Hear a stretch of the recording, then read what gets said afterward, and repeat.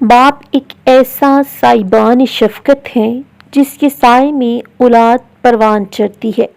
باپ کے ہوتے ہوئے اولاد خود کو محفوظ سمجھتی ہے۔ باپ کے ہوتے ہوئے بیٹے بے فکری کی زندگی بسر کرتے ہیں۔ جیسے ہی باپ کا سایہ عافیت سر سے اٹھتا ہے تو فوراً ہی اولاد کو محسوس ہوتا ہے کہ اس کے سر پر کتنا بوجھ آن پڑا ہے۔ باپ دنیا میں اللہ رب العزت کی عظیم نعمت ہے۔ انسان جو کچھ بھی ہے والد ہی کی وجہ سے ہے۔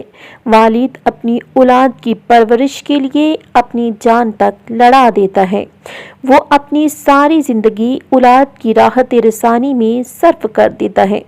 دنیا کی تمام نعمتیں اولاد کو لا کر دینے کی کوشش کرتا ہے، جس کے لیے اپنی خواہشات کو بھی دبا دیتا ہے۔ دنیا میں کوئی شخص کسی دوسرے کو خود سے آگے جاتا ہوا نہیں دیکھ سکتا۔